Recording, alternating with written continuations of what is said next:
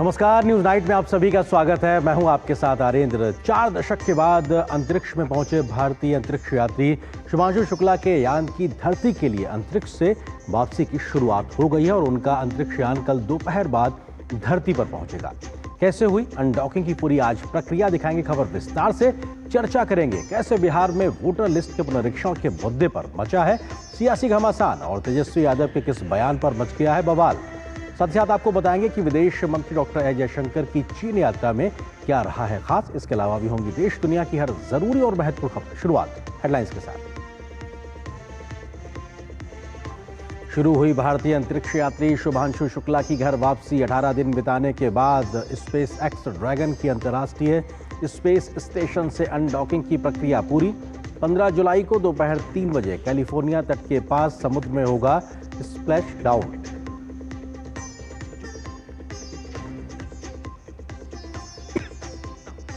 बिहार की voter list में घुसपैठियों के शामिल होने से जुड़े खुलासे के बाद बिहार की सियासत में जारी है बवाल। तेजस्वी के विवादित बयान पर बीजेपी का पलटवार। कहा, जिन दलों के मतदाता बांग्लादेश और म्यांमार के हैं वही वोट कटने की चिंता से परेशान।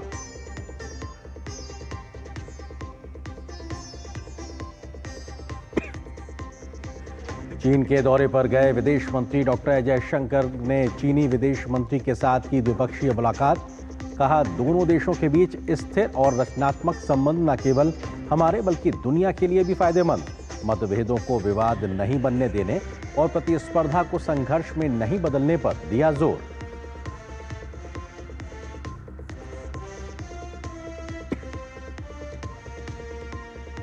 देश में और कम हुई महंगाई की दर। जून के महीने में खुदरा महंगाई की दर घटकर 2.1% के स्तर पर पहुंची। 6 साल का सबसे निचला स्तर। सब्जियों, दालों और मांस मछली के साथ ही दूध के दामों से कमी की वजह से दर्ज हुई गिरावट।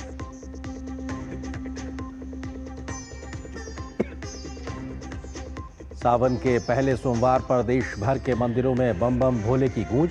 देश भर के ज्योतिर्लिंगों, मंदिरों और शिवालयों में भक्त कर रहे जलाभिषेक। हरिद्वार से पवित्र जल लेकर निकले कांवड़िए। प्रशासन ने किए हैं पूरे इंतजाम।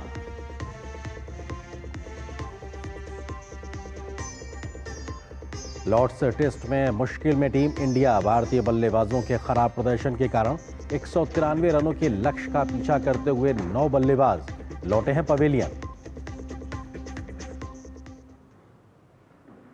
खबरों पर डालते हैं विस्तार से नजर। भारतीय अंतरिक्ष यात्री शुभांशु शुक्ला की 18 दिन बाद अंतर्राष्ट्रीय अंतरिक्ष स्टेशन से वापसी शुरू हो गई है। करीब 23 घंटे बाद कल दोपहर शुभांशु अपने अन्य सहयोगियों के साथ धरती पर वापस लौटेंगे। स्पेस एक्स ड्रैगन अंतरिक्ष यान की आज अंतर्राष्ट्रीय स्पेस स्टेशन से अनडॉकिंग की प्रक्रिया पूरी होने के साथ ही इस मिशन की वापसी शुरू हुई है। 4 दशक के बाद कोई भारतीय अंतरिक्ष यात्री अंतरिक्ष की यात्रा कर रहा है।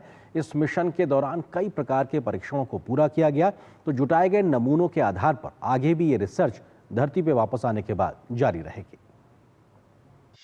शुभांशु शुक्ला का अंतरिक्ष स्टेशन से प्रस्थान। 18 दिन बाद धरती पर लौट रहे शुभांशु। आईएसएस से अनडॉक हुआ स्पेस एक्स ड्रैगन। अंतर्राष्ट्रीय अंतरिक्ष स्टेशन से स्पेस एक्स ड्रैगन के अनडॉक होने के साथ ही शुभांशु शुक्ला के नेतृत्व में एक्सियोम 4 मिशन के तहत 4 सदस्यीय दल की 18 दिन बाद पृथ्वी पर वापसी शुरू हो गई। इस ऐतिहासिक मिशन ने भारत को 41 साल बाद दोबारा अंतरिक्ष तक पहुंचाया। शुभांशु राकेश शर्मा के बाद अंतरिक्ष में जाने वाले दूसरे भारतीय और अंतर्राष्ट्रीय अंतरिक्ष स्टेशन पर पहुंचने वाले पहले भारतीय बने। आईएसएस पर हुए विदाई समारोह में ग्रुप कैप्टन शुभांशु शुक्ला ने भारत की प्रगति की तारीफ करते हुए 1984 के अंतरिक्ष मिशन में राकेश शर्मा के कहे गए प्रसिद्ध शब्दों को दोहराया। कहा कि आज भी अंतरिक्ष से भारत सारे जहां से अच्छा दिखता है। आज का भारत स्पेस से महत्वाकांक्षी दिखता है। आज का भारत निडर दिखता है। आज का भारत कॉन्फिडेंट दिखता है। आज का भारत गर्व से पूर्ण दिखता है। और इन्हीं सब कारणों की वजह से मैं एक बार फिर से कह सकता हूं कि आज का भारत अभी भी सारे जहां से अच्छा दिखता है। जल्दी धरती पर मुलाकात करते हैं। ड्रैगन स्पेसक्राफ्ट के अंतर्राष्ट्रीय अंतरिक्ष स्टेशन से धीरे धीरे दूरी बनाने के बाद ये पृथ्वी के वायुमंडल में दोबारा प्रवेश करेगा। पूरी प्रक्रिया लगभग 22.5 घंटे चलेगी और अंत में स्पेसक्राफ्ट कैलिफोर्निया तट के पास समुद्र में स्प्लैश डाउन करेगा। स्प्लैश डाउन यानी पृथ्वी पर लौटने का समय 15 जुलाई को भारतीय समय के अनुसार दोपहर 3 बजे निर्धारित किया गया है। केंद्रीय विज्ञान एवं प्रौद्योगिकी और पृथ्वी विज्ञान राज्य मंत्री डॉक्टर जितेंद्र सिंह ने एक्स पर लिखा, शुभांशु, आपका स्वागत है। पूरा देश आपके घर वापस आने का बेसब्री से इंतजार कर रहा है, क्योंकि एक्सियोम 4 के सफलतापूर्वक अनडॉकिंग के बाद आप अपनी वापसी यात्रा शुरू कर रहे हैं। लखनऊ में शुभांशु का परिवार भी उनकी सुरक्षित वापसी का बेसब्री से इंतजार कर रहा है। हमारा बेटा जो है ये इतना बड़ा मिशन पूरा करके वापस हो रहा है, तो हम लोगों को तो बहुत गर्व ही है। हम लोगों को तो अपने को तो इतना गौरवान्वित महसूस कर रहे हैं। शायद ही लाइफ में इतना बड़ा अचीवमेंट हमने अपनी लाइफ में नहीं कभी महसूस किया जितना बच्चे की सफलता पर मुझे आज हो रहा है। गौरव की तो कोई सीमा ही नहीं है, ना उसको हम शब्दों में बयां कर सकते हैं। गौरव बहुत ज़्यादा है, बहुत ज़्यादा खुशी महसूस हो रही है, बहुत ज़्यादा।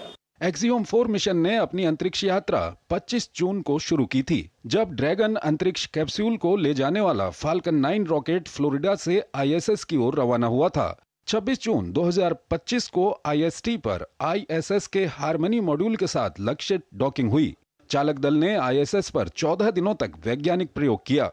जनसंपर्क और वाणिज्यिक गतिविधियां भी चालक दल ने शुरू की। 27 जून 2025 को अभियान 73 के एकीकरण पर ध्यान केंद्रित किया गया। सूक्ष्म गुरुत्वाकर्षण में जीवन के साथ तालमेल का रखा गया ध्यान। हैंडओवर प्रोटोकॉल और आपातकालीन प्रक्रियाओं पर प्रशिक्षण पूरा किया गया।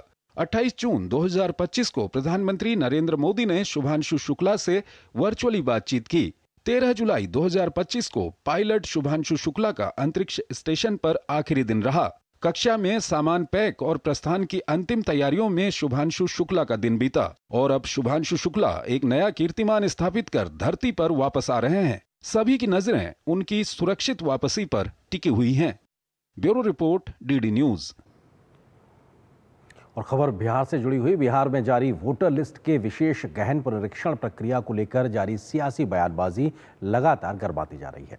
चुनाव आयोग के सूत्रों के अनुसार बड़ी संख्या में बिहार में मौजूद विदेशी नागरिकों की जानकारी बाहर आने के बाद से पूरा मामला राजनीतिक तौर पर और ज्यादा गर्माता दिखाई पड़ रहा है। इस बीच आरजेडी नेता तेजस्वी यादव के एक बार पूरी प्रक्रिया पर विवादित बयान दिया है, जिसके बाद से बीजेपी और जेडीयू ने आरजेडी को जमकर घेरा है। इस बीच बिहार में वोटर लिस्ट के पुनरीक्षण का काम तेजी से जारी है, जिसको लेकर चुनाव आयोग मुस्तैदी से काम कर रहा है। 88% से ज्यादा काम पूरा हो भी चुका है। बिहार विधानसभा चुनाव से पहले मतदाता पुनरीक्षण यानी SIR का काम तेजी से चल रहा है, लेकिन इस मामले में हो रहे तमाम खुलासों के बाद सियासी घमासान तेज हो गया है। दरअसल चुनाव आयोग की इस प्रक्रिया में चौंकाने वाले खुलासे हुए हैं। चुनाव आयोग के सूत्रों के अनुसार SIR के तहत घर घर जाकर बूथ लेवल अधिकारियों को नेपाल, बांग्लादेश और म्यांमार से बड़ी संख्या में लोग मिले हैं। इन विदेशी लोगों के पास आधार कार्ड, निवास प्रमाण पत्र और राशन कार्ड भी हैं। चुनाव आयोग के सूत्रों का कहना है कि 1 अगस्त से 30 अगस्त तक की जाने वाली उचित जांच के बाद यदि ये मामला सही पाया जाता है तो ऐसे नामों को 30 सितंबर 2025 को प्रकाशित होने वाली अंतिम सूची में शामिल नहीं किया जाएगा। दूसरी तरफ मामले में बिहार में राजनीति तेज हो गई है। बीजेपी और एनडीए के सहयोगी इस मामले में आक्रामक हैं। एनडीए ने चुनाव आयोग की प्रक्रिया को सही ठहराते हुए कहा है कि बिहार के मतदाता सूची में अगर कोई बांग्लादेशी है या किसी भी देश से है तो ये जिम्मेदारी चुनाव आयोग पर है। हमारी राजनीतिक पार्टियां बिहार में विशेष करके हैं या राष्ट्रीय पार्टियां जो बिहार में से होना चाहती हैं, इनके मतदाता मात्र बांग्लादेश और म्यांमार के हैं और जिनके कटने से इनको बड़ी चिंता होगी। इन सवालों के उत्तर अगर देते तो बेहतर होता और अब उन्हें काम करना चाहिए मतदाता सूची में मतदाता जुड़वाने का, ना कि विरोध करने का। गलत मतदाताओं का लाभ प्रायः लगता है कि विरोधी लोगों को ही मिलते रहा है और उनका आज स्थिति साफ हो जाने पर वो अपना जमीन तलाश रहे हैं, पैर के तले शायद घिसकती हुई नजर आ रही है। एनडीए का कहना है कि जिन राजनीतिक पार्टियों के मतदाता मात्र बांग्लादेश और म्यांमार के हैं, जिसके वोट कटने से इनको चिंता होगी वही परेशान हैं। इस बीच बिहार में नेता प्रतिपक्ष तेजस्वी यादव ने इस मामले में बयानबाजी के दौरान भाषा की मर्यादा को भी लांघ दिया। उनका कहना है कि चुनाव आयोग स्वयं सामने आने के बजाय सूत्रों के हवाले से खबर प्लांट करवा रहा है ताकि इसकी आड़ में खेला कर सके। तेजस्वी का दावा है कि राज्य के 7,90,000 मतदाताओं के नाम काटे जाने वाले हैं। हालांकि बीजेपी ने इसे राजनीतिक हताशा का प्रतीक बताया है। सूत्र बताते हैं, हम उस सूत्र वेस्ट जो होता है ना, ये वो है, इसका कोई आधार नहीं ना। ये वही सूत्र है जो पाकिस्तान में कब्जा करवा दिया था, इस्लामाबाद, कराची। अरे भाई, आप विपक्ष के नेता हैं, आपको इस बात का एहसास नहीं है किस शब्द का आप इस्तेमाल कर रहे हैं? सूत्र के हवाले से बहुत सारी खबरें चलती है, आप तर्क के साथ उसको काटिए। और अगल बगल आपके पार्टी के सम्मानित नेता रहते हैं, लेकिन आप गलती से उनको बोलने का मौका नहीं दीजिएगा, तो हम तो सीधे तौर पर कहेंगे कि लगता है कि अपने घर में भी ऐसे ही भाषा का इस्तेमाल करते हैं। चुनाव आयोग जैसे निष्पक्ष संवैधानिक संस्था पर हमला कर सूत्र मूत्र जैसे घटिया जुमले गणना न सिर्फ उनकी निचली सोच को दर्शाता है, बल्कि ये साबित करता है कि तेजस्वी अब मुद्दों से भागकर गाली गलौज की राजनीति पर उतर आए हैं। तेजस्वी ये वही सूत्र है जो भ्रष्टाचार, परिवारवाद और जंगलराज के खिलाफ बिहार की जनता की आंखें खोल चुके हैं। इसलिए बौखलाहट में आप चाहे जितना सूत्र बिहार की जनता अब आपकी सरांत को पहचान चुकी है। चुनावी आरोप प्रत्यारोप अपनी जगह हैं, लेकिन बिहार में 80% से ज्यादा मतदाताओं ने अपना मतदाता पुनरीक्षण का फॉर्म भर दिया है। ऐसे में साफ है कि लोग चुनाव आयोग की प्रक्रिया के साथ हैं। पटना से मधुरेश नारायण के साथ ब्यूरो रिपोर्ट, डीडी न्यूज। तो अपने आप में बिहार इस वक्त सियासी तौर पे गरमाया हुआ है, क्योंकि वहां पे वोटर लिस्ट पुनरीक्षण का कार्यक्रम चल रहा है, जिसको लेकर सियासत लगातार देखने को मिल रही है, बयानबाजी हो रही है। क्या है ये पूरी खबर और किस प्रकार से ये प्रक्रिया चल रही है और क्यों ये जरूरी है लोकतांत्रिक व्यवस्थाओं की बेहतरी के लिए, आइए आपको कुछ तथ्यों से रूबरू कराते हैं। बात करते हैं कि वोटर लिस्ट पुनरीक्षण क्या है। इसमें निर्वाचन आयोग मतदाताओं की सूची को करता है ठीक, उसमें जो भी कमियां खामियां होती है उसको दुरुस्त करने का काम निर्वाचन आयोग करता है। तो ये अपने आप में एक प्रक्रिया है जो निर्वाचन आयोग लगातार एक समय अंतराल पे करता रहता है। जल्दी से अगले तथ्यों को अगर आपको बताएं तो किस प्रकार से ये काम हो रहा है। नए योग्य मतदाता इसमें जुड़ते हैं और गलत नाम हटाने की प्रक्रिया की जाती है। जो नए लोग योग्य वोटर के तौर पर शामिल हुए उनका नाम उस लिस्ट में रहता है और गलत लोगों को नाम हटाया जाता है। मतदाताओं के विवरण जैसे नाम, पता, अन्य जानकारियां इसमें ठीक और दुरुस्त की जाती हैं। कई बार लोगों के नामों में दोहराव होता है, डबल जगहों पे उनका नाम होता है, कहीं गलत तरीके का नाम अंकित होता है, किसी के अन्य जानकारियां गलत होती है, उस सबको एक तरीके से ठीक करने का काम होता है। हर योग्य मतदाता को मतदान का अवसर देना इसका उद्देश्य है। कोई भी भारतीय नागरिक,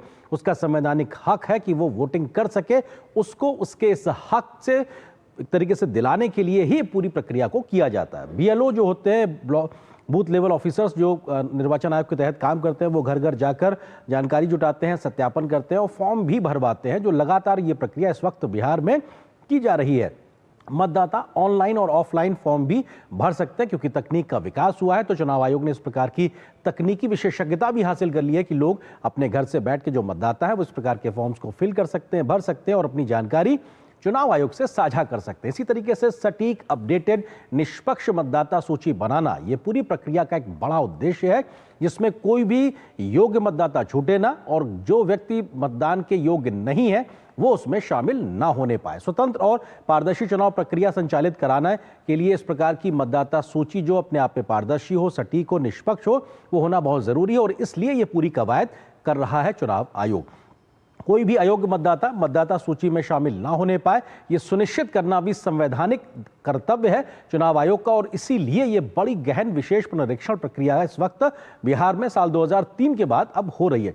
संविधान और जनप्रतिनिधित्व कानून अधिनियम जो है वो एक तरीके से चुनाव आयोग को ये अधिकार देता है। संविधान के साथ साथ जो रिप्रेजेंटेटिव एक्ट है, वो एक्ट है 1950 का, उसके तहत चुनाव आयोग को ये शक्तियां मिली हुई हैं कि वो इस प्रकार की पूरी कार्रवाई को, प्रक्रिया को कर सकता है। पहले भी हुआ इस प्रकार का गहन परीक्षण। अगर बात की जाए तो पश्चिम बंगाल में 2019 में, उत्तर प्रदेश में 2017 में, दिल्ली में 2008 में, उत्तराखंड में 2006 में, बिहार में 2003 में पहले भी ये प्रक्रिया हो चुकी है। इसके अलावा तमिलनाडु, केरल, कर्नाटक जैसे राज्यों में भी, खासतौर से शहरी जगहों पे जहां पे मेट्रोपॉलिटन सिटीज में बड़ी संख्या में लोग आते हैं माइग्रेट होकर, वहां पर इस काम को किया गया है और बहुत गहनता से पहले भी चुनाव आयोग तमाम राज्यों में इस प्रकार का काम कर चुका है। सीमांचल के आंकड़ों की अगर बात की जाए तो किस तरीके से ये अपने आप में समझना जरूरी है, क्योंकि इसको लेकर ही सवाल उठ रहे हैं। सीमांचल एक इलाका बिहार का जो सीमावर्ती इलाका है और वहां पर आंकड़े ये अपने आप में बताते हैं कि साहब ये चिंता की स्थिति है। वो क्या है?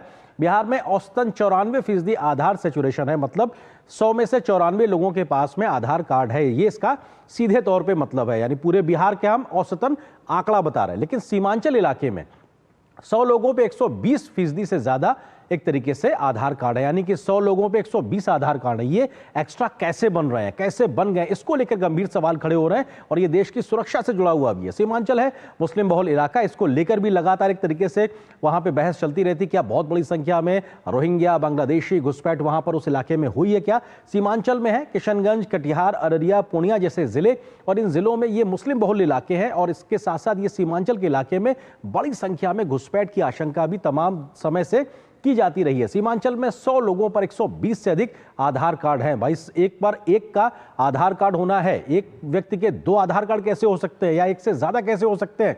ये अपने आप में सवाल खड़े करता है। किशनगंज में आधार कार्ड का सैचुरेशन 126 है, यानी कि 100 लोगों में 126 लोगों के पास आधार कार्ड है किशनगंज जिले का। तो ये अपने आप में बहुत चौंकाने वाला आंकड़ा है। तो ये राष्ट्रीय सुरक्षा से जुड़ा मामला है। इसी प्रकार से अन्य जिलों की अगर बात की जाए, किशनगंज के लिहाज से अगर बात की जाए तो समझना बहुत जरूरी है कि आखिर किस तरीके से किशनगंज में आधार सैचुरेशन 126% है। तो ये अपने आप में दिखाता है कि जो सीमांचल का इलाका है वहां पर अलग अलग जिलों में ये बहुत ज्यादा है, मतलब 100 लोगों पे 120 से ज्यादा आधार कार्ड है। तो उसके मायने क्या है? कटिहार और अररिया में 123% सैचुरेशन एक तरीके से आधार का दिखाई पड़ रहा है, यानी 100 लोगों पर 123 आधार कार्ड आखिर कहां से बन रहे हैं? पूर्णिया में 121% आधार सैचुरेशन है, यानी कि इस जिले में 100 लोगों पर 121 आधार कार्ड मौजूद है। ये आखिर एक्स्ट्रा किसके हैं और कैसे बने हैं, ये अपने आप में बहुत समझना जरूरी है। तो ये अपने आप में सीमांचल का इलाके का ये अपने आप में बड़ा मसला है। इसको लेकर चुनाव आयोग के माध्यम से भी कहा गया कि बड़ी संख्या में विदेशी नागरिकों की जानकारी मिल रही है। उसके बाद से बिहार की सियासत गर्मा गई है, लेकिन उस गर्माहट के बीच में विपक्ष के नेता तेजस्वी यादव ने आज बड़ा विवादित बयान भी दिया है, जिसको लेकर और ज्यादा आरजेडी घिरती दिखाई पड़ रही है। इसी पे हम करेंगे चर्चा। इससे जुड़ा है आज का हमारा विशेष, जो इस वक्त आपके टेलीविजन स्क्रीन पे, घुसपैठियों पर सवाल, बिहार में सियासी उबाल। क्योंकि घुसपैठियों को लेकर जो सवाल उठे उसके बाद में सियासी बवाल दिखाई पड़ रहा है। इस विषय पे बात करने के लिए खास मेहमानों का पैनल इस वक्त मेरे साथ मौजूद है। उनका परिचय आपसे कराते हैं। विजय शर्मा जी हैं जो कि प्रवक्ता है भारतीय जनता पार्टी के। इसके अलावा अमजद तमन्ना है जो कि आरजेडी समर्थक राजनीतिक विश्लेषक है। साथ ही साथ वरिष्ठ पत्रकार अनंत विजय जी हमारे साथ में।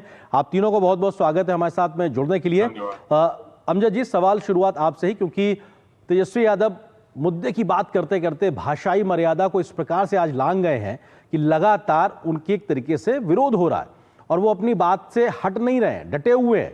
तो ये तो दिखाता है कि साहब आप उप मुख्यमंत्री रहे, विपक्ष के नेता हैं, इतने बड़े पद पे हैं, पार्टी को आप एक तरीके से आगे बढ़ा रहे हैं। उसके बाद ये भाषाई मर्यादा लांघना, क्या ये उनके जो इस प्रकार से उनकी भाषा थी, आपको लगता कि गलत थी, उसके लिए उन्हें माफी मांगनी चाहिए? देखिए, पहले तो चुनाव आयोग एक संवैधानिक संस्था है और चुनाव इतना नजदीक आने के बाद मतदाता सूची का पुनरीक्षण करना और उसमें इस तरह की बातें करना जिसमें सिर्फ मुसलमान प्रभावित हो, तो ये भी तो सही नहीं है। और आज सवाल तेजस्वी जी का, तेजस्वी जी ने कहा कि नेपाल, म्यांमार, बांग्लादेश या कोई भी कि इसका कोई सर्टिफिकेट, कोई सबूत हो तो ये तो काम चुनाव आयोग का है, होम मंत्रालय का है, ये वो देख लेंगे। और तेजस्वी जी ने कोई गलत तरीके के कोई भाषा का उपयोग नहीं किया है। आप ये मान रहे हैं उनके जो शब्द थे, आप ये मान रहे हैं उनके जो शब्द थे वो स्वीकार्य हैं, आम बोलचाल में इस्तेमाल किए जाते हैं, हम घर में किसी से बात करते हुए ऐसे बोल सकते हैं, आप ये स्वीकार रहे हैं क्या?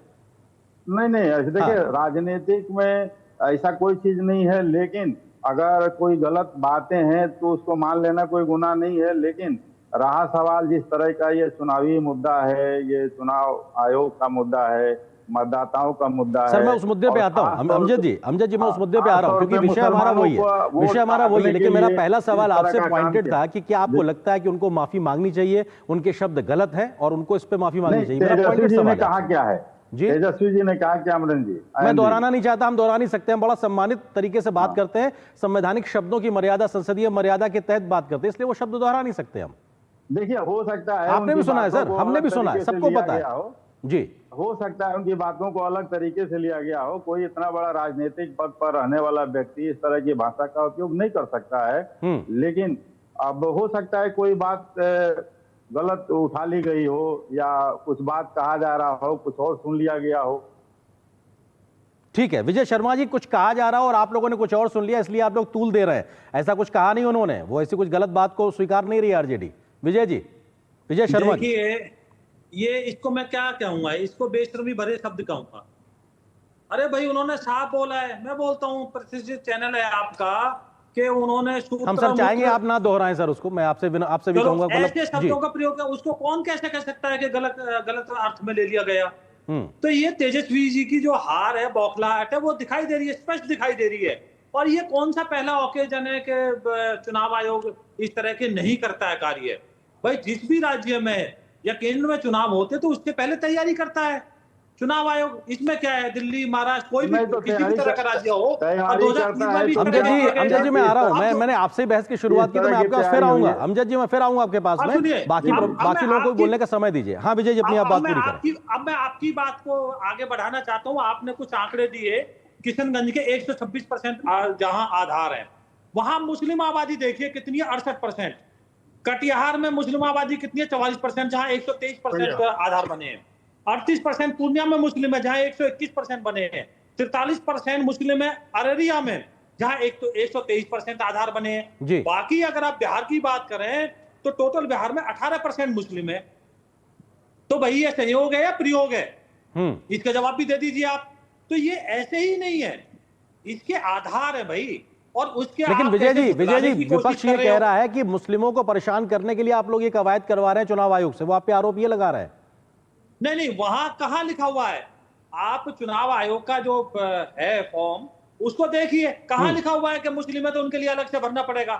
क्यों झूठ बोलते हो टीवी के ऊपर बैठ के? अहमद जी, मैं आप ही का सवाल का जवाब ले रहा हूं, प्लीज सुन लीजिए। अहमद जी सुन लीजिए, आपने आरोप लगाया, मैं आपके आरोप का जवाब ले रहा हूं। हाँ जी विजय जी, इन्होंने पर्टिकुलर मुस्लिमों का नाम लिया तो चोर की दाढ़ी में तिनका। इसका मतलब नकली जो ये बना रखे हैं आधार कार्ड, मुस्लिमों ने बना रखे हैं क्या, या आपने बनवा रखे हैं? बताओ आप मुझे, मुस्लिम कहां से आगे इसमें? अगर एक फॉर्म जमा करवाया जा रहा है, चुनाव आयोग चाहता है, 2024 में आपने नहीं सुना था तेजस्वी यादव जी ने क्या बोला था कि इसमें फर्जी मतदाता जुड़ गए हैं और इसको ठीक करने की आवश्यकता है। अब चुनाव आयोग ठीक कर रहा है तो तरह तरह के ये उंगली उठा रहे हैं। ठीक है, सुविधानुसार बयानबाजी लगातार चुनाव दर चुनाव बदलती रही है। ठीक है अनंत जी, मेरे साथ वरिष्ठ पत्रकार अनंत विजय जी भी हैं।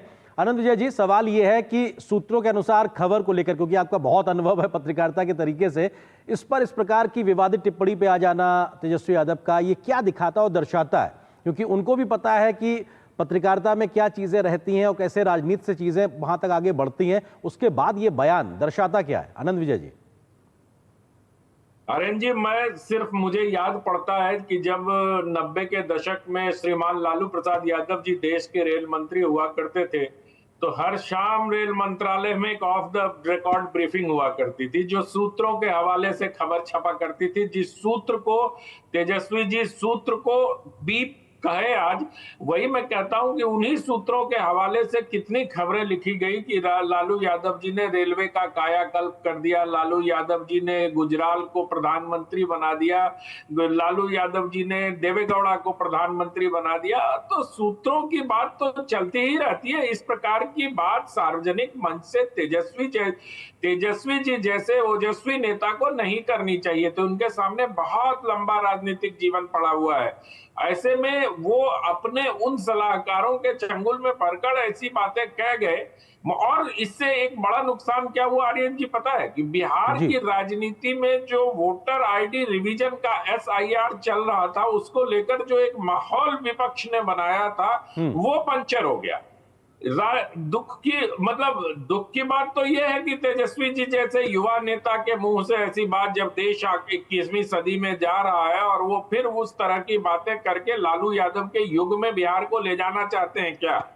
तो ये सारे सवाल विपक्ष उठाएगा। लेकिन सवाल ये है कि क्या ऐसा करके तेजस्वी ने जो चर्चा बिहार के मतदाता पुनरीक्षण, जो वोटर लिस्ट पुनरीक्षण हो रहा, उसका नुकसान कर दिया क्या? क्योंकि आप देखिए जिस प्रकार से बिहार बंद का आयोजन किया था और उस दिन कन्हैया कुमार और पप्पू यादव को ट्रक पर नहीं चढ़ने दिया गया, तो वो खबर क्या हो गई थी उस दिन?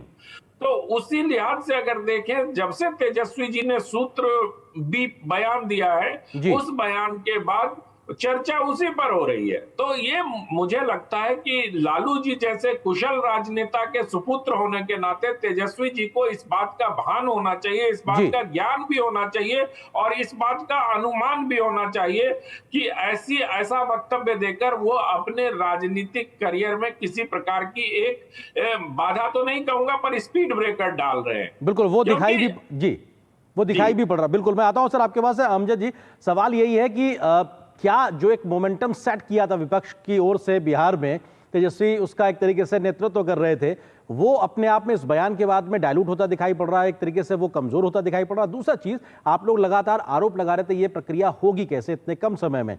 आज का जो आंकड़ा है लगभग 88% के आसपास लगभग काम चुनाव आयोग ने पूरा कर लिया है, लोगों के फॉर्म की जानकारी उनके पास पहुंच गई है और ये अपने आप में दिखाता है कि तय वक्त में काम हो सकता है। तो आपका पहला सवाल कि साहब कैसे होगा, वो हो रहा है। दूसरी चीज ये कि साहब क्या एक तरीके से इस बयान ने कहीं ना कहीं उस पूरे मोमेंटम को हवा निकाली है? अमजद जी। नहीं, देखिए, चुनाव आयोग का जो पुनरीक्षण वोटर लिस्ट का जो कार्य चल रहा है वो उनका अपना संवैधानिक काम है, वो कर रहे हैं। इससे कोई जनता पे और बिहार के लोगों पे या किसी मतदाता पे कोई असर नहीं पड़ेगा। जो जेन्युइन होगा वो वोट देगा। और रहा सवाल राष्ट्रीय जनता दल के और जनता के बीच और तेजस्वी जी का, तो तेजस्वी जी को तमाम आप ही के चैनलों ने अपने सर्वे रिपोर्ट में कहा कि पहला प्राथमिकता पे पहली चॉइस तेजस्वी जी बिहार के मुख्यमंत्री के रूप में देखे जा रहे हैं। और आपके ये किसी भी एंगल पे कोई भी बात करने से जो मतदाता के दिल में तेजस्वी यादव बस चुके हैं उससे कोई निकाल नहीं सकता है। और ईमानदारी से अगर चुनाव होगा तो बिहार की सरकार का नेतृत्व तेजस्वी जी ही करेंगे। ये आप बस बात को लिख लीजिए। ठीक है अमजद जी, लेकिन आपने ये अपने पहले उत्तर में ये स्वीकार लिया इस बात को कि जो संवैधानिक काम है आयोग का वो अपना कर रहा है और जो जेन्युइन होगा वो वोट देगा। ये आपने ऑफिशियल लाइन ले ली ना, मतलब आरजेडी एक तरीके से आरजेडी ये मान रही है ना कि संवैधानिक दायरे के तहत चुनाव आयोग जो काम कर रहा है वो ठीक है, जेन्युइन होगा वो रहेगा, जो जेन्युइन नहीं होगा वो बाहर होगा, यही कह रहे हैं ना। लेकिन मेरा कहने का ये भी मतलब है कि अभी हमारे बड़े भाई ने ये कहा कि अररिया, किशनगंज, सुपौल, पूर्णिया, कटिहार के अंदर मुसलमान इतने कहां से आ गए। तो आप तो ही मुद्दा बना रहे हैं मुसलमानों का, आप ही तो मुद्दा दे रहे हैं मुसलमानों का, आप ही बोल रहे हैं कि मुसलमान कहां से आ गए। अमजद जी समस्या ये है, जो आंकड़ा उसमें एक तथ्य और जोड़ देता हूं, उसमें तथ्य ये है कि देश और बिहार का जो औसत जो औसत वृद्धि दर है जनसंख्या की मुस्लिम समाज की वो 2% से कम है, 1.8% के आसपास है। लेकिन सीमांचल के इलाके में 3.5 से 4.5% के आसपास में मुस्लिम पॉपुलेशन में बढ़ोतरी हुई है। उसी दरमियान चिंता ये अपने आप में प्रकट करती है। विजय शर्मा जी हमारे साथ लगातार जुड़े हुए। विजय जी, क्योंकि वो कह रहे हैं कि साहब वो जेन्युइन जो होगा वो रहेगा, तो वो तो एक तरीके से आप ही की बात को अब आगे बढ़ा रहे हैं, इंडोर्स कर रहे हैं, फिर आप क्यों इतनी चिंता कर रहे हैं? दिल्ली में अमजद जी आपकी बात को आगे ले जा रहा हूँ। विजय शर्मा जी। हाँ जी, मैं आपका सवाल नहीं समझ पाया। मैं कह रहा हूं कि वो एक तरीके से स्वीकार रहे हैं कि जो संवैधानिक दायरे में अब चुनाव आयोग जो काम कर रहा है जेन्युइन होगा वोटर वो रहेगा, जो नहीं होगा वो बाहर हो जाएगा। तो अपने आप में इसकी चिंता क्यों इतनी ज्यादा करना? दूसरी चीज वो ये कह रहे हैं कि साहब आप अगर मुस्लिम आबादी बढ़ी है वहां पे तो आप इसको एक मुद्दा आप बना रहे हैं, ना कि वो बना रहे हैं। देखिए, मुस्लिम आबादी बढ़ी है मुद्दा ये नहीं है। मुद्दा ये है कि सारे बिहार में 18% मुस्लिम है और जहां 30% से ज्यादा 38%, 44% वहां आधार कार्ड 100% से ज्यादा है। उदाहरण के तौर पर 100 व्यक्ति रहते हैं और आधार कार्ड बन गए 126। मुद्दा ये है, आप विषांतर मत कीजिए। हमारा मुद्दा ये नहीं है कि वहां मुस्लिम आबादी कैसे बढ़ी, कहां से बढ़ी। मुद्दा ये है कि जहां आबादी इतनी है मुस्लिमों की वहीं ऐसा क्यों है। और ये अभी बीएलओ ने दे भी दिए सूत्रों से हवाले से कि भाई जो यहाँ बांग्लादेशी है, रोहिंग्या है, वो भारी तादाद में वहां रहते हैं, म्यांमार के लोग हैं वो रहते हैं वहां। तो इस पे ये जवाब दे दे अच्छे से। और जिसके पिताजी इतने लंबे समय तक मुख्यमंत्री रहे हों, माताजी मुख्यमंत्री रहे हों, स्वयं उप मुख्यमंत्री रहे हों, क्या ऐसी भाषा शोभा देती है राजनीतिक जीवन में? मैं इनसे ही पूछता हूं, क्या ये भी परिवार वाले लोग होंगे, बहन बेटी इनके भी घर में होंगी, कोई अगर सुनेगा उनके बयान को और फिर ऐसी गलत बात के ऊपर कायम रहना, ये उससे भी बड़ी बात है। और कितने बड़े तरीके से उनको ये डिफेंड कर रहे हैं कि नहीं उनका गलत मतलब समझाया गया होगा। अरे भाई वो तो उन्होंने एक शब्द बोला है, उस शब्द का मतलब सबको पता है, उसका कोई क्या गलत समझ लेगा। तो मैं आपके माध्यम से इनसे यही पूछना चाहता हूं भाई, अगर इतना है तो आप हाय अल्लाह क्यों कर रहे हो? ठीक है, हाय अल्लाह क्यों? अनंत विजय जी, सवाल ये कि अब मैं तेजस्वी जी के बयान से इतर अनंत विजय जी आपसे समझना ये चाहता हूं कि ये जो पूरा मामला है, जो जानकारी बाहर आ रही है कि अगर विदेशी मौजूद हैं जो भारतीय नागरिक नहीं है, तो इसमें ये आरोप प्रत्यारोप आ जाना कि साहब आप इसके लिए जिम्मेदार हैं या फला जिम्मेदार है, इससे बड़ी समस्या तो ये कि साहब राष्ट्रीय सुरक्षा को लेकर एक बड़ा गंभीर सवाल है। कैसे इतनी बड़ी संख्या में सीमांचल में आधार कार्ड बन रहा है, पॉपुलेशन रेशियो में इतना बड़ा इम्बैलेंस क्यों यहाँ पे दिखाई पड़ रहा है? क्या इन सवालों को, गंभीर सवालों को एड्रेस किए जाने की जरूरत नहीं है? बिल्कुल है, और ये सवाल तो सरकार का भी उठते हैं कि आधार का जो है UDAI आधार बने कैसे 120 और बने तो उस तरफ ध्यान नहीं जा पाया। तो मुझे लगता है कि इन्वेस्टिगेशन की मांग करता है, डिटेल्ड इन्वेस्टिगेशन। चुनाव आयोग ने कहा है मतलब वही अनंत जी, आपकी आवाज बहुत बेहतरी से हम तक नहीं आ पा रही, मैं आप तक ये सवाल लेकर आता हूं, लेकिन इस बीच में हमारे साथ में अमजद जी है बने हुए। अमजद जी, क्योंकि ये सवाल है राष्ट्रीय सुरक्षा से जुड़ा हुआ है, ऐसे में आपको नहीं लगता कि इस विषय पर राजनीति से ऊपर उठ के सोचने की जरूरत है? वोट बैंक से बात नहीं होनी चाहिए? संक्षेप में अमजद जी। नहीं, देखिए, जहां राष्ट्र की बात है, जहां राष्ट्र की सुरक्षा की बात है, वहां सब देश के साथ है जी, और देश की कानून के साथ है। और देश के कानून को ये लगता है कि गलत है तो उसकी जांच कराए, लेकिन इसे मुसलमानों के साथ जोड़कर बात करना, ये राजनीतिक मुद्दा बनाना, ये साबित करता है कि आप वोट को डाइवर्ट करना चाहते हैं। आपको ये मालूम है कि राष्ट्रीय जनता दल बिहार में सरकार बनाने जा रही है तेजस्वी जी के नेतृत्व में, तो आप उस वोट को डाइवर्ट करने की राजनीति कर रहे हैं। नहीं, लेकिन जब वो काम करती है सरकार, जब वो वोट जो गलत लोग हैं, जब वो काम किया जाता है, तो कहीं ना कहीं आप लोग विरोध करना शुरू कर रहे हैं। आपने चक्का जाम किया 9 तारीख को, आप लोगों ने बड़ा विरोध प्रदर्शन किया, विरोध तो आप लोग कर रहे हैं, मुद्दा आप बना रहे हैं उसको। ये भी संवैधानिक अधिकार है कि अगर आपको लगता है कि आपके अधिकारों का हनन हो रहा है, आप पे जुल्म हो रहा है, तो आप संवैधानिक नीति नियमों के अंतर्गत अपनी बिल्कुल, ये 100% सच बात आपने कही, ये 100% सही बात है। अनंत विजय जी, अगर आप मेरी आवाज आ रही है? हाँ, अनंत विजय जी हमारे साथ में मौजूद हैं। अगर सवाल अभी आपने कहा सुरक्षा और वोटर का, तो दिल्ली के अंदर जितने भी वोटर हैं, जहां भारतीय जनता पार्टी की सरकार अभी बनी है, जहां मुख्यमंत्री भारतीय जनता पार्टी का है, तो दिल्ली के अंदर आप जांच करा लीजिए, एक ही वोटर बिहार के अंदर भी है और वही वोटर। ठीक है अनंत विजय जी, समय थोड़ा सा कम है, संक्षेप में, क्योंकि आप जो अपनी बात रख रहे हैं थोड़ा जल्दी से, क्योंकि राष्ट्रीय सुरक्षा का मामला है, कैसे इसको एड्रेस करने की जरूरत है? राष्ट्रीय सुरक्षा का मामला, और ये बहुत गंभीर मसला है, और ये सिर्फ सीमांचल के इलाके में क्यों हो रहा है? मुझे तो इस बात की चिंता हो रही है कि अगर ये इतने वर्षों से चल रहा था तो इसकी ओर किसी का ध्यान क्यों नहीं गया? और अब अगर चुनाव आयोग ने इसको आइडेंटिफाई कर लिया है तो इसकी बहुत तगड़ी जांच होनी चाहिए, बहुत गहनता से जांच होनी चाहिए कि किन जनप्रतिनिधियों के सर्टिफिकेट पर वो आधार कार्ड बनाए गए, क्योंकि कई बार आधार कार्ड में ये भी होता है कि मुखिया या सरपंच या विधायक या सांसद लिख के दे दे तो उसको मान लिया जाता है कि वो निवासी हैं यहाँ के। तो इसकी भी गहनता से जांच की जानी चाहिए। बिल्कुल, ये भी जांच होनी चाहिए ताकि आखिर राष्ट्रीय सुरक्षा से खिलवाड़ कौन कर रहा है। वक्त इतना ही। आप तीनों मेहमानों का बहुत शुक्रिया हमारे साथ जुड़ने के लिए, इस विषय पर विस्तार से बात करने के लिए बहुत शुक्रिया। और यहाँ पर एक छोटे से ब्रेक के लिए रुकते हैं। ब्रेक के उस पार जब वापस आएंगे तो खबर दिखाएंगे विदेश मंत्री डॉक्टर एस जयशंकर की चीन यात्रा की, आखिर उसमें क्या है खास, किन लोगों से हुई है उनकी मुलाकात, इस खबर पर विस्तार से नजर छोटे से ब्रेक के बाद।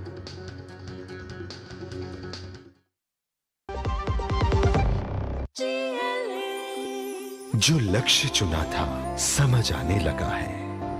GLA यूनिवर्सिटी, उच्च लक्ष्य की निश्चित प्राप्ति। Do you feel conscious while smiling? Say goodbye to your worries because an orthodontist can help you feel confident. Be it a child, a teenager, or even a working professional, braces and aligners can help you get that stunning smile. Consult your nearest orthodontist. To learn more, visit the Indian Orthodontic Society's website, bracesspecialists.com. नवाचारी और नवोन्मेषी शिक्षा व्यवस्था से युवाओं की आशाओं को नई उड़ान दे रहा है नया उत्तर प्रदेश। ग्रामीण परिवेश हो या फिर नगरीय क्षेत्र, गुणवत्ता युक्त शिक्षा बनी है नए उत्तर प्रदेश की पहचान। स्कूल चलो अभियान और शारदा प्रोग्राम जैसे अभिनव प्रयासों से ड्रॉप आउट दर में आई है उल्लेखनीय गिरावट। ऑपरेशन कायाकल्प और टैबलेट वितरण जैसे कदमों से डिजिटल शिक्षा को मिले हैं नए आयाम। बेसिक शिक्षा से हायर एजुकेशन तक शिक्षा में उठाए गए अभूतपूर्व कदमों से हुआ है एजुकेशन का ट्रांसफॉर्मेशन। अंत्योदय और बिना किसी भेदभाव के सबको समान शिक्षा का अधिकार बना है युवाओं के उज्जवल भविष्य का आधार। वर्ष 2017 के बाद डबल इंजन सरकार के अभिनव प्रयासों ने नए उत्तर प्रदेश की शिक्षा व्यवस्था में किया है युगांतकारी ट्रांसफॉर्मेशन। समान शिक्षा का अधिकार, डबल इंजन सरकार। जब धरती चीर कर निकलता है लोहे का पत्थर और मिलता है मोंगिया के जोश से, फिर तपता है, पिघलता है और बनता है फौलाद। अब होता है सरिया सारी खूबियों के साथ। मोंगिया स्टील, मजबूत देश का मजबूत सरिया।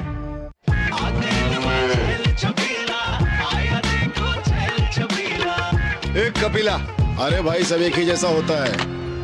ये लो साधारण पशु आहार।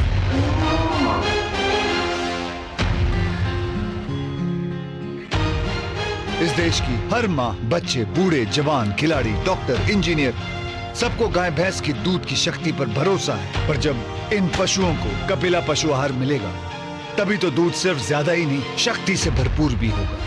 और ये सच जानते हुए चंद पैसों के लिए तुम देश का भरोसा तोड़ दो। माफ कीजिए। कपिला पशु आहार, देश का नंबर 1 पशु आहार। टाइम पे खा लेना और प्लीज बाइक धीरे चलाना जी।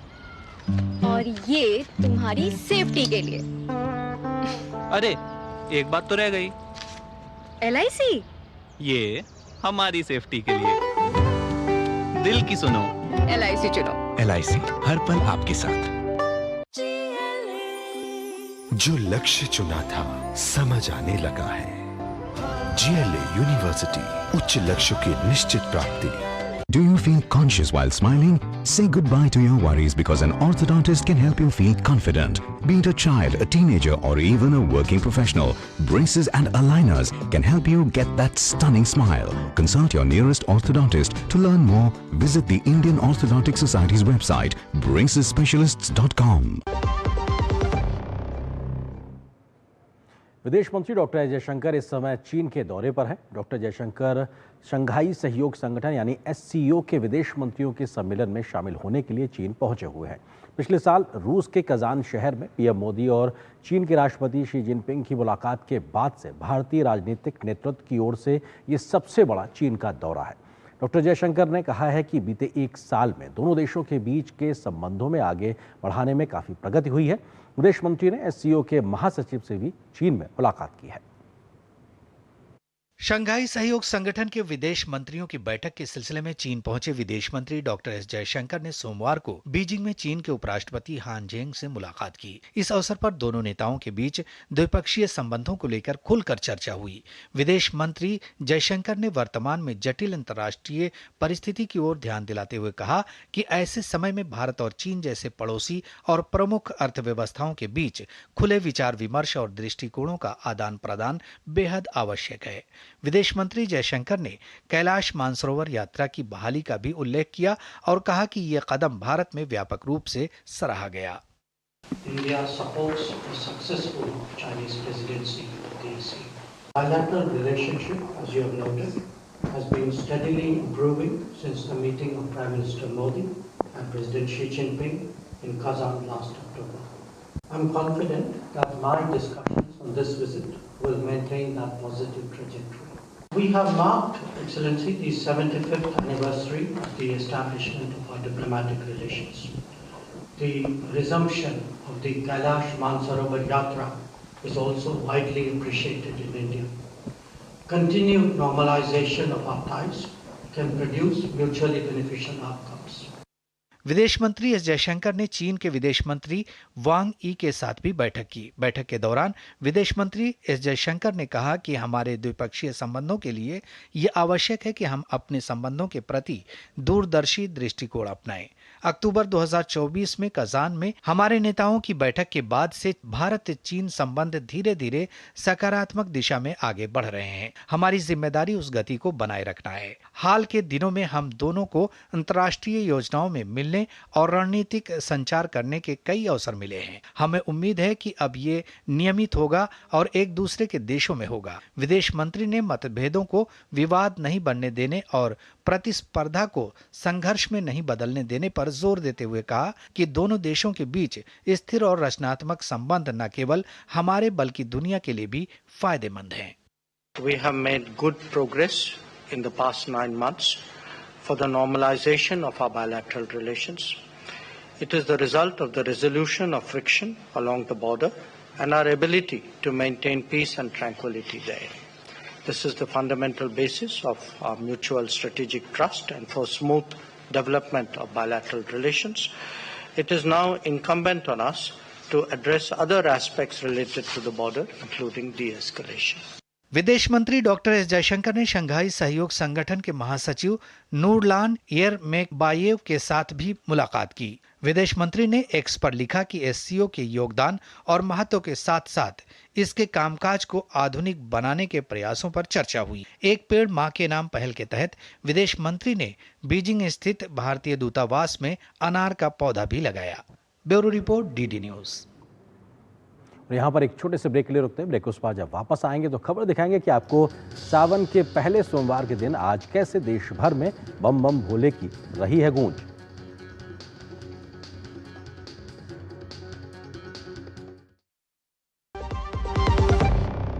कैंट गोल्ड से पानी होता है ज्यादा प्योर, बैक्टीरिया के अलावा हानिकारक सिस्ट भी निकलती है। बिना बिजली से चलने वाला वाटर प्योरीफायर जो पानी को शुद्ध करे और बीमारियों से बचाए। अब हर परिवार होगा स्वस्थ कैंट से। जो लक्ष्य चुना था समझ आने लगा है। जीएलए यूनिवर्सिटी, उच्च लक्ष्य की निश्चित प्राप्ति। सर, बेरी पुलाव ट्राई करो, मस्त है। कैसा है? अरे उसको काहे को घूरता है? टिप्स इग्नोर करने का, अपना दिमाग लगाकर ऑर्डर देने का। मार्केट का स्टॉक टिप्स बहुत लोग देता है, डेंजरस हो सकता है। कंपनी और रिस्क पूरा समझने का, फिर इन्वेस्ट करने का। सोच कर, समझ कर, इन्वेस्ट कर। वाह, गाय तुम्हारी माता है ना? तो पशुहार के नाम पर जहर क्यों खिलाता है? अनसन हटा, दिल से खिला, सिर्फ कपिला, देश का नंबर 1 पशु आहार। मेरी पसंद, मेरी पसंद, मेरी पसंद, मेरी पसंद, हमारी पसंद, हम सबकी पसंद। मजबूत देश का मजबूत सरिया हो गया स्टील। मैं तेनू क्या सी कि अब हमें सेकंड इनकम बिल्ड कर लेनी चाहिए और तुमने वापस म्यूचुअल फंड में पैसे डाल दिए। ये फिक्स्ड इनकम म्यूचुअल फंड्स है। मतलब फिक्स्ड इनकम म्यूचुअल फंड्स मतलब चुने हुए interest bearing company bonds, government bonds और मनी मार्केट विच इन्वेस्टमेंट मतलब regular income which we can withdraw from time to time. मतलब म्यूचुअल फंड में फिक्स्ड इनकम वाली बात सही है। म्यूचुअल फंड निवेश बाजार जोखिमों के अधीन है। योजना से जुड़े सभी दस्तावेजों को ध्यान से पढ़ें। Do you feel conscious while smiling? Say goodbye to your worries because an orthodontist can help you feel confident. Be it a child, a teenager, or even a working professional, braces and aligners can help you get that stunning smile. Consult your nearest orthodontist. To learn more, visit the Indian Orthodontic Society's website, bracesspecialists.com. और break के बाद news night में आपका एक बार फिर से स्वागत है। खबरों में आगे बढ़ें उससे पहले नजर डालते हैं कि अभी तक किन खबरों पे हमने आपको रूबरू कराया। बड़ी बात की अगर खबर की जाए तो शुभांशु शुक्ला की वापसी की जो खबर है वो अपने आप में बेहद महत्वपूर्ण, क्योंकि धरती की ओर उनकी वापसी हो रही है अंतरिक्ष से। इसके अलावा बिहार में वोटर लिस्ट पर कैसे घमासान मचा हुआ है, इस पर भी हमने आपको विस्तार से खबर दिखाई। साथ ही साथ विदेश मंत्री डॉक्टर एस जयशंकर की चीन यात्रा के क्या है मायने, इस खबर के तमाम पहलुओं से भी आपको हमने रूबरू कराया। बढ़ते आगे खबर, बात करते हैं आस्था से जुड़ी हुई। पवित्र सावन महीने का आज पहला सोमवार है। सावन के सोमवार का विशेष महत्व होता है। भगवान शिव की आराधना के लिए पवित्र सावन महीने की हिंदू धार्मिक पद्धतियों मान्यताओं में बहुत मान्यता है और सावन के सोमवार को भगवान शिव की आराधना के लिए बहुत खास माना जाता है। इस बीच कांवड़ यात्रा भी लगातार जारी है, जिसको लेकर तमाम राज्यों में विशेष इंतजाम भी किए गए हैं। देश के अलग अलग मंदिरों की ये तस्वीरें बता रही हैं कि सावन के पहले सोमवार पर शिव भक्तों में किस कदर उत्साह है। सावन के पहले सोमवार पर देश के तमाम शिवालयों में हर हर महादेव की गूंज सुनाई दे रही है। उज्जैन, दिल्ली, हरिद्वार, ओंकारेश्वर, वाराणसी, वैद्यनाथ समेत हर शिवालय में शिव भक्त शिव की आराधना में लीन हैं। देवभूमि हरिद्वार में बम बम भोले और हर हर महादेव के जयकारों की गूंज है। सोमवार सुबह हर की पौड़ी पर श्रद्धालुओं की भारी भीड़ उमड़ रही है। दूर दराज से पहुंचे शिव भक्त गंगा में आस्था की डुबकी लगा रहे हैं और गंगाजल भरकर अपने गंतव्य की ओर रवाना हो रहे हैं। यहां से कांवड़ में जल लेकर श्रद्धालु अपने अपने इलाकों में जाकर जलाभिषेक करते हैं। कांवड़ यात्रा के लिए आए शिव भक्तों का जोश देखते ही बनता है। सभी श्रद्धालु श्रद्धा के साथ आकर यहाँ पे जल चढ़ाया गया। यहाँ पर जल चढ़ाने से, अभिषेक करने से भक्तों के सभी रोग पाप कष्ट दूर होते हैं और भगवान शिव शंकर भोलेनाथ का साक्षात आशीर्वाद मिलता है। उत्तर प्रदेश में कांवड़ यात्रा के सुचारू संचालन के लिए मुख्यमंत्री योगी आदित्यनाथ ने उच्च स्तरीय बैठक की। इस दौरान मुख्यमंत्री ने कांवड़ यात्रा को शांतिपूर्ण और व्यवस्थित तरीके से आयोजित करने के निर्देश दिए। वाराणसी में श्रद्धालुओं की भारी भीड़ काशी विश्वनाथ मंदिर पहुंची। उत्साह से भरे भक्त लंबी लेकिन व्यवस्थित कतारों में खड़े होकर बाबा विश्वनाथ का आशीर्वाद पाने के लिए उत्सुक थे। सावन के पहले सोमवार को उज्जैन में बाबा महाकाल की भस्म आरती में बड़ी संख्या में भक्त शामिल हुए। आज तड़के बाबा का विशेष श्रृंगार किया गया। उज्जैन नगरी में हर बार की तरह इस बार भी महाकाल नगर भ्रमण के लिए निकलेंगे। देश के 12 ज्योतिर्लिंगों में से एक ओंकारेश्वर ज्योतिर्लिंग मंदिर में भगवान भोलेनाथ का आशीर्वाद लेने के लिए श्रद्धालु पहुंचे हैं और पूरे मंदिर में ओम नमः शिवाय के जयकारे लगाए जा रहे हैं। 12 ज्योतिर्लिंगों में से एक बाबा बैद्यनाथ की नगरी देवघर, यूं तो यहाँ हर साल कांवड़ियों का आना लगा रहता है, लेकिन सावन महीने में श्रद्धालु बाबा धाम पहुँचते हैं और बाबा पर जलार्पण करते हैं। सावन के पहले सोमवार में देवघर के बाबा बैद्यनाथ मंदिर में भारी भीड़ उमड़ी है। बाबा की कृपा इतना कि बाबा इतना है कि वो तुरंत खींच ले आते हैं। उनके नाम में इतनी शक्ति है। हर हर महादेव बोल बम। इस अवसर पर गाजियाबाद, अयोध्या, गोरखपुर और प्रयागराज जैसे तीर्थ स्थलों पर भी हजारों शिव भक्त मंदिरों में भगवान की पूजा अर्चना और जलाभिषेक करने के लिए कतारों में खड़े हुए। भगवान शिव को समर्पित सावन का ये महीना श्रद्धा, आस्था और भक्ति का प्रतीक माना जाता है। कहा गया है कि इस दौरान भोलेनाथ की पूजा अर्चना करने से विशेष लाभ होता है। सावन में रुद्राभिषेक का भी विशेष महत्व है। इस पवित्र महीने में हर सोमवार को रुद्राभिषेक करने से महादेव प्रसन्न होते हैं। Bureau report, DD news. और यहाँ पर एक और छोटे से ब्रेक के लिए रुकते हैं। कहाँ खोया रहता है भाई? हमेशा मोबाइल में घुसा रहता है। आपकी महबूबा देख रहा हूँ। ये सब क्या है भैया? हाँ, क्या बाइक थी यार, पिंच एकदम। हाँ, बाइकर बनने का सपना जो था, फिर ये डुगडुगी गई कहाँ? पापा के साथ साथ सारे सपने भी चले गए। अब तो बस अपने गैराज में बैठा लोगों की डुगडुगी ठीक करता रहता हूँ। और अपने बच्चों के सपनों के साथ ऐसा कुछ नहीं होने देना। वो कैसे? पहले से लाइफ इंश्योरेंस का टर्म प्लान ले रखा। बड़े भैया, सपनों को रखो सुरक्षित टर्म प्लान के साथ। सबसे पहले लाइफ इंश्योरेंस। इस देश की हर माँ, बच्चे, बूढ़े, जवान, खिलाड़ी, डॉक्टर, इंजीनियर, सबको गाय भैंस की दूध की शक्ति पर भरोसा है। पर जब इन पशुओं को कपिला पशु आहार मिलेगा, तभी तो दूध सिर्फ ज्यादा ही नहीं, शक्ति से भरपूर भी होगा। कपिला पशु आहार, देश का नंबर 1 पशु आहार। कम ब्याज पे लोन चाहिए, वो भी ऐप से। वाह, अनजान ऐप से बचें। आरबीआई कहता है जानकार बनिए, सतर्क रहिए। मेरी पसंद। मेरी पसंद। मेरी पसंद। मेरी पसंद। हमारी पसंद। हम सबकी पसंद। मजबूत देश का मजबूत सरिया हो गया स्टील।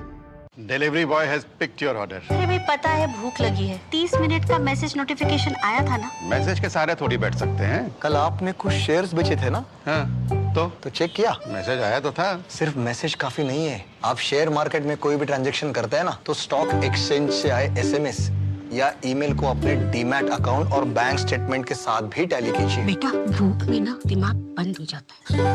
सोच कर, समझ कर, इन्वेस्ट कर।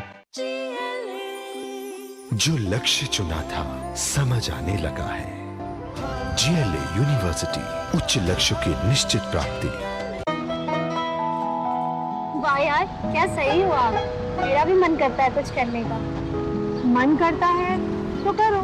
घर की चीजों से टाइम ही नहीं मिलता और हूँ सिर्फ 10वीं पास। आप LIC की बीमा सखी योजना के साथ जुड़ सकती हो। मैं LIC एजेंट बन सकती हूँ? पूरी ट्रेनिंग भी मिलेगी, मंथली स्टाइपेंड भी मिलेगा। स्टाइपेंड भी? ऊपर से कमीशन अलग। LIC बीमा सखी योजना से जुड़ने के लिए अपनी नजदीकी LIC शाखा से संपर्क करें। LIC बीमा सखी योजना, अपनी शुरुआत अपने हिसाब से। दिल्ली में भारत विकास परिषद के 63वें स्थापना दिवस समारोह का आयोजन किया गया। कार्यक्रम में केंद्रीय गृह एवं सहकारिता मंत्री अमित शाह शामिल हुए। कार्यक्रम को संबोधित करते हुए केंद्रीय गृह मंत्री अमित शाह ने कहा कि भारतीय संस्कारों और सेवा भाव के कारण ही भारतीय विकास परिषद अभी भी प्रासंगिक बनी हुई है। उन्होंने कहा कि सबसे अच्छी बात यह है कि सेवा करने के साथ सेवा करने वाले लोगों को जोड़ने का काम किया है। हर भारतीय को भारत के तत्व के साथ जोड़ने का प्रयास भारत विकास ने किया, भारत विकास परिषद ने किया और सेवा को जीवन का स्वभाव बनाने का काम भारत विकास परिषद के कार्यकर्ताओं ने किया।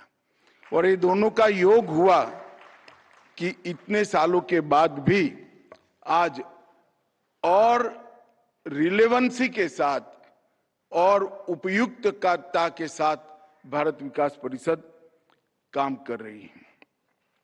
सेवा को संगठन से, संगठन को संस्कार से और संस्कार को राष्ट्र निर्माण के साथ जोड़ने का एक अद्भुत कार्य संस्कृति भारत विकास परिषद ने बनाया और इसको आगे भी बढ़ाया। अब आपके लिए एक और अच्छी खबर से आपको रूबरू कराते हैं। खुदरा महंगाई दर में और गिरावट दर्ज की गई है। जून 2025 में खुदरा महंगाई दर घटकर 2.1% हो गई है। इसमें पिछले महीने के मुकाबले कमी दर्ज की गई। जून 2025 में खुदरा महंगाई दर घटकर 2.1% पे आ गई है, यानी कि एक तरीके से महंगाई कम हुई है। इसी तरीके से पिछले महीने के मुकाबले ये 0.72% इसकी कमी दर्ज की गई है। तो ये अपने आप में पिछले महीने के मुकाबले भी कमी इसमें दिखाई पड़ रही है। मई में ये 2.82% थी, जिसमें 0.72% की कमी दर्ज की गई है और अपने आप में इसका फायदा आम लोगों की जेब पर फायदे के तौर पर देखा जा सकता है। खुदरा महंगाई दर जनवरी 2019 के बाद रिटेल मुद्रास्फीति का सबसे न्यूनतम आंकड़ा, यानी 6 साल के में सबसे कम। ग्रामीण स्तर पर खुदरा महंगाई दर 1.72% दर्ज की गई है और इसी तरीके से अगर देखा जाए तो शहरी स्तर पर खुदरा महंगाई दर 2.56% दर्ज की गई है, यानी कि ये अलग अलग जगहों के हिसाब से आंकड़ा अपने आप में साफ तौर से दिखाई पड़ता है। खुदरा महंगाई दर में कमी की वजह सब्जियों और दालों जैसे तमाम जो खाने पीने के उत्पाद हैं उसमें कमी दर्ज तरीके से होना है। इसकी वजह से ये महंगाई में कमी आई है। फिलहाल यहाँ पर एक और छोटे से ब्रेक के लिए रुकते हैं।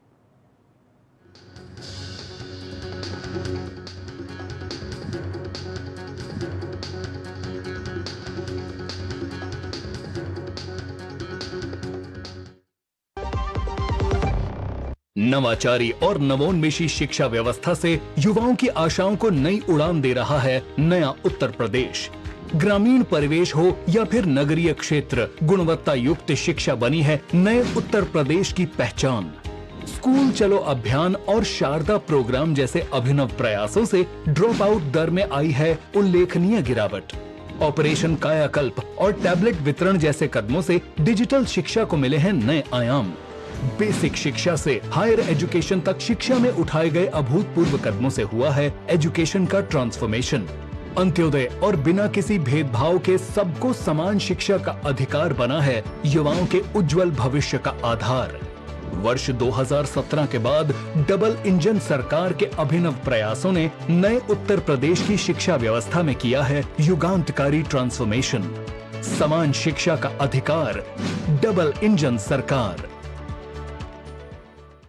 कैंट गोल्ड से पानी होता है ज्यादा प्योर। बैक्टीरिया के अलावा हानिकारक सिस्ट भी निकलती है। बिना बिजली से चलने वाला वाटर प्योरीफायर जो पानी को शुद्ध करे और बीमारियों से बचाए। अब हर परिवार होगा स्वस्थ कैंट से। आज तो पार्टी चाहिए। चैंपियन के साथ सेल्फी लेंगे। आइडिया, यही करते हैं पार्टी। Pizza party. ये चल अपना कार्ड और पिन दे। मेरे कार्ड की डिटेल्स मैं खुद ही डालूंगी। आरबीआई कहता है अपना पिन, ओटीपी, सीवीवी या इंटरनेट बैंकिंग पासवर्ड किसी के साथ शेयर ना करें। ऑनलाइन बैंकिंग सिर्फ अपने कंप्यूटर, मोबाइल और सिक्योर नेटवर्क से करें। बाय गर्ल्स, कहाँ जा रही है? सुना नहीं, नो शेयरिंग। आरबीआई कहता है जानकार बनिए, सतर्क रहिए। मैं तेनू क्या सी कि अब हमें सेकंड इनकम बिल्ड कर लेनी चाहिए और तुमने वापस म्यूचुअल फंड में पैसे डाल दिए। ये फिक्स्ड इनकम म्यूचुअल फंड्स है। मतलब फिक्स्ड इनकम म्यूचुअल फंड्स मतलब चुने हुए interest bearing company bonds, government bonds और मनी मार्केट विच इन्वेस्टमेंट मतलब regular income which we can withdraw from time to time. मतलब म्यूचुअल फंड में फिक्स्ड इनकम वाली बात सही है। म्यूचुअल फंड निवेश बाजार जोखिमों के अधीन है। योजना से जुड़े सभी दस्तावेजों को ध्यान से पढ़ें। जो लक्ष्य चुना था समझ आने लगा है। जीएलए यूनिवर्सिटी, उच्च लक्ष्य की निश्चित प्राप्ति। शादी का किचन महके जहां, गोल्डी किचन किंग मसाले हो वहां। गोल्डी लाई है फ्रेश लॉक टेक्नोलॉजी जो रखे मसालों को हर समय फ्रेश। और न्यूज़ नाइट के अंत में आपको छोड़ जाते हैं कुछ और राष्ट्रीय महत्व की खबरों के साथ। फटाफट अंदाज में आप देखिए इन खबरों को। मुझे और मेरी पूरी टीम को दीजिए अनुमति। नमस्कार। राष्ट्रपति द्रौपदी मुर्मू ने 3 राज्यों और केंद्र शासित प्रदेश में राज्यपाल और उपराज्यपाल की नियुक्ति को मंजूरी दी है। प्रोफेसर असीम कुमार घोष हरियाणा के नए राज्यपाल नियुक्त हुए हैं। वहीं गोवा में कुसापति अशोक गजपति राजू को राज्यपाल के रूप में नियुक्ति मिली है। साथ ही केंद्र शासित प्रदेश लद्दाख में कविंदर गुप्ता को उपराज्यपाल की जिम्मेदारी मिली है। नेशनल हेराल्ड से जुड़े मनी लॉन्ड्रिंग मामले में राउज एवेन्यू कोर्ट ने चार्जशीट पर संज्ञान लेने को लेकर आदेश सुरक्षित रख लिया है। अदालत 29 जुलाई को फैसला सुनाएगी। फैसला कांग्रेस नेता सोनिया गांधी, राहुल गांधी और अन्य आरोपियों के लिए समन जारी करने के संबंध में होगा। प्रवर्तन निदेशालय ने हरियाणा में एक भूमि सौदे से जुड़े धन शोधन मामले में रॉबर्ट वाड्रा से लगातार दूसरे दिन पूछताछ की। नई दिल्ली स्थित ईडी कार्यालय में रॉबर्ट वाड्रा से पूछताछ की गई। मामला वाड्रा की कंपनी द्वारा गुरुग्राम में एक भूमि खरीद से जुड़ा है। सुप्रीम कोर्ट में यमन की जेल में बंद भारतीय नर्स निमिषा प्रिया को फांसी से बचाने के मामले पर सुनवाई हुई। सुनवाई के दौरान अटॉर्नी जनरल ने कहा कि हमने पब्लिक प्रोसिक्यूटर से फांसी की सजा टालने का आग्रह किया है। हालांकि कोई ठोस समाधान नहीं निकला है। कोर्ट इस मामले पर शुक्रवार को फिर से सुनवाई करेगा। नीति आयोग ने वित्तीय वर्ष की पहली तिमाही के लिए इंडियाज ट्रेड वॉच नामक एक व्यापक रिपोर्ट जारी की है। रिपोर्ट में पिछली 2 तिमाहियों में देश के वैश्विक व्यापक परिदृश्यों को दर्शाया गया है। रिपोर्ट में ये सुझाव दिया गया है कि बदलते वैश्विक घटनाक्रम भारत के लिए नए अवसर प्रस्तुत कर सकते हैं।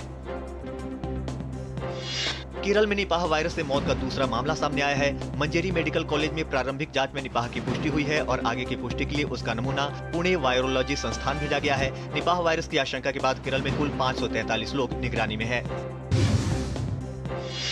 सुप्रीम कोर्ट ने पंजाब में 1158 असिस्टेंट प्रोफेसर और लाइब्रेरियन की नियुक्ति को रद्द कर दिया है। सुप्रीम कोर्ट ने पंजाब हरियाणा हाई कोर्ट की डिवीजन बेंच के सितंबर 2024 में दिए आदेश को खारिज कर दिया है। सुप्रीम कोर्ट ने कहा कि ये नियुक्ति प्रक्रिया मनमानी है। राज्य सरकार ने नियमों को ताक पर रखकर ये नियुक्तियां की। यूपी पुलिस ने वाराणसी से एक ऐसे ठग को गिरफ्तार किया है जो खुद को एनएसजी कमांडो बताकर महिलाओं से ठगी किया करता था। दरअसल आरोपी ने अब तक करीब 25 महिलाओं को शादी का झांसा देकर 40 लाख रुपए की ठगी कर चुका है। ऑपरेशन कालनेमी के तहत उत्तराखंड पुलिस की कार्रवाई जारी है। देहरादून पुलिस ने इस अभियान के तहत 82 ढोंगी बाबाओं को गिरफ्तार किया है। दरअसल धर्म के नाम पर आस्था से खिलवाड़ कर रहे ढोंगी बाबाओं के खिलाफ उत्तराखंड सरकार सख्त रूख अपना रही है। बरेली पुलिस ने सेवानिवृत्त वैज्ञानिक से डिजिटल अरेस्ट कर ठगी करने वाली साइबर गैंग के सरगना सहित 3 सदस्यों को गिरफ्तार किया है। साइबर गैंग ने रिटायर्ड वैज्ञानिक से डिजिटल अरेस्ट करके 1.29 करोड़ रुपए की ठगी की थी। इस गैंग के मुख्य सदस्य प्रदीप कुमार सिंह को लखनऊ से गिरफ्तार किया गया है।